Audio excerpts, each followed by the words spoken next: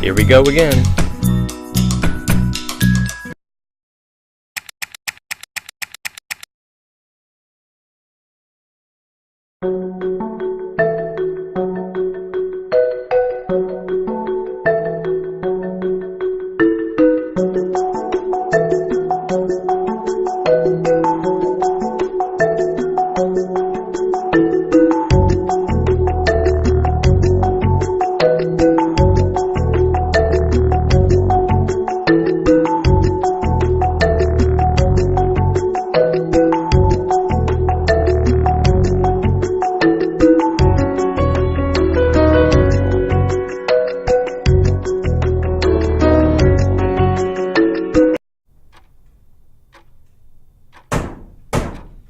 Come in. The door's unlocked.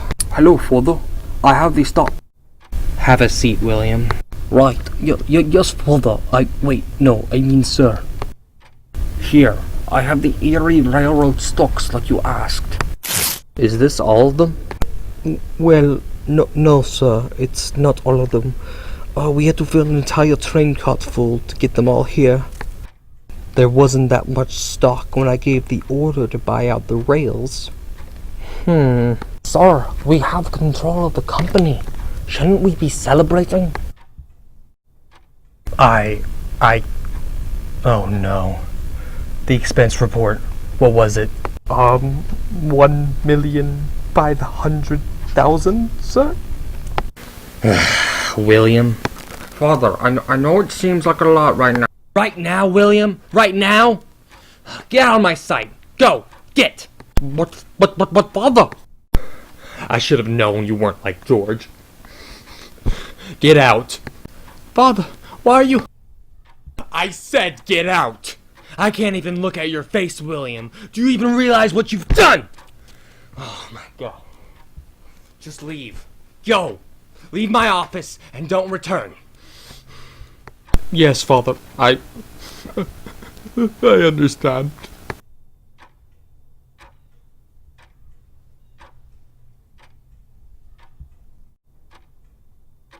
Jay Gould and James Fisk, I know this is somehow your doing. Well, congratulations, then. We both lose.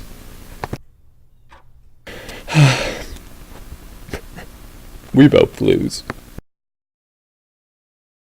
Well, James Fisk, my old friend and partner in crime, looks like this is it. Vanderbilt has the company. We're sure to be fired soon. And I'm sure it'll be some sort of legal suit against us. But you know what? We're a couple million rich, so I think this is okay. And to think all we had to do was to keep printing our company stock. Yep, darn hooted. Shame we lost the company, though. Sometimes the best move to play is to lose. You're right, James. Yeah, you're right. I'll give you that. Well, if that's the case, how about a toast to losing with money? Losing with Vanderbilt's money. Oh, he got my fist. It's Vanderbilt.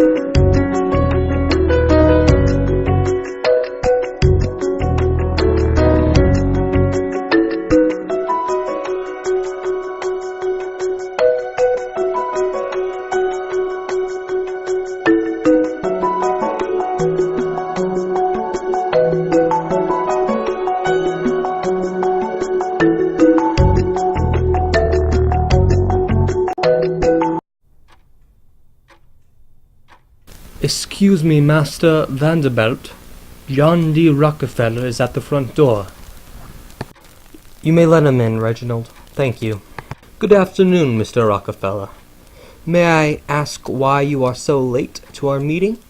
If I am late, Mr. Vanderbilt, it is because God has willed it to be so. I encountered multiple setbacks this morning that prevented me from getting on the train you scheduled for me. A train that, might I add, ended it crashing en route to this location with no survivors. Nonetheless, you still should have telegraphed me on the subject. No use now, I guess. Though, in the future, I suggest you alert me of such events. Do you play cards, Mr. Rockefeller? No. Shame. You can learn a lot about competition through cards. I already know everything I need to. So, I'm looking to make a deal with an oil refinery. And that can be you. I'd be willing to do a exclusive deal. $1.65 a barrel. And that's a discount of more than a third. Rockefeller, there are several refineries in Cleveland. Why should I give such a deal to you? Because I will fill all of your trains with my oil. And if you don't, then I will give my oil to the other rails. You have guts, Mr. Rockefeller. I'll give you that. Very well. $1.19 a barrel it is. We have a deal.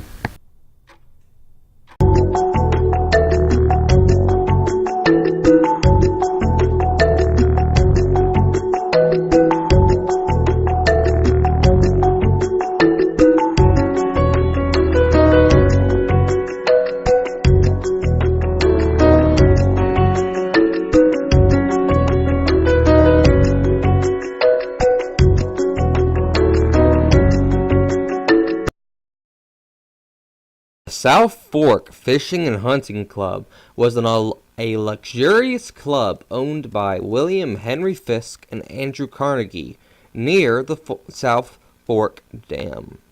The owners of the club would also take the ownership of the nearby dam as stated before.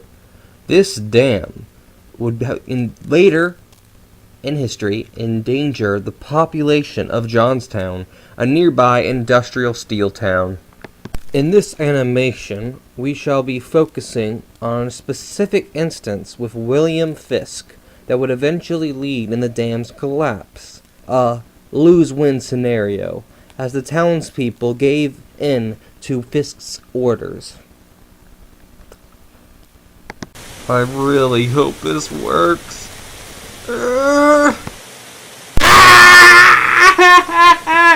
Bloody hell, mate. What are you doing? Oh, sir, I'm so happy you didn't run me over. I came here to tell you to not cross the dam. Your carriage, it's just too wide, sir. It's not safe for you to cross. Too wide?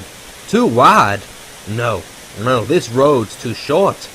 No, sir, it's not the dam. It's the carriage. The carriage is the problem. No, I don't think you heard me, lad. The road on this dam is the problem. Widen it. But, sir, that would endanger the integrity of the dam. I will supply you with necessary funding to go and widen the road. You got 2 weeks. But the people of Jamestown will be in danger. Fine. Yes, sir. It will be done.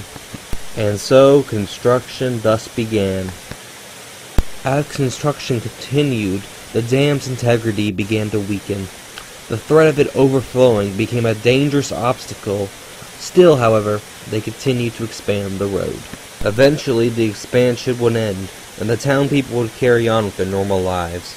That was, however, until what was feared most occurred, a sample of the price to allowing Fisk to win so easily. One day, there was a great deal of rain, more than the people of Johnstown had ever seen before. As the rain kept pouring and pouring and pouring, the dam's integrity began to wane more and more, until eventually it broke. Around 4 square miles of Johnstown would be destroyed. The incident would leave up to 2,000 people dead. Bodies would be found all the way up to 300 miles away from Johnstown.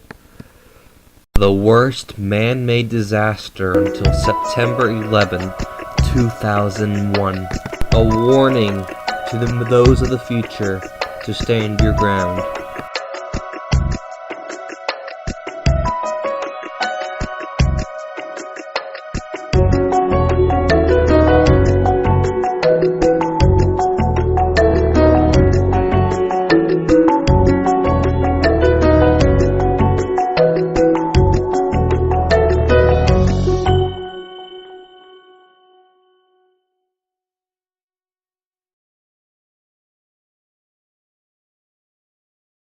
John D. Rockefeller's fate was originally set to be that of many others who lost everything in a desperate attempt to capitalize on oil. The fate of bankruptcy. His one oil mining operation in Cleveland, Ohio, could not make enough profit to sustain his business or his family. Before bankruptcy could be declared, however, opportunity struck.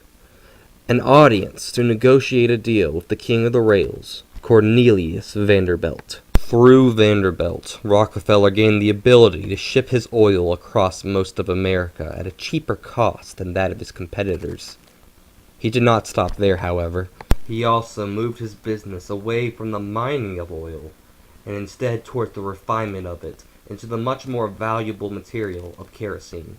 Because of this, Rockefeller was able to create an empire that would later absorb many. Michigan, Kentucky, Illinois, his empire continued to expand, until eventually he became too powerful for Vanderbilt's liking. Thomas, I brought you here in order to discuss the rising threat that is John D. Rockefeller. Yes, you are quite right, Cornelius.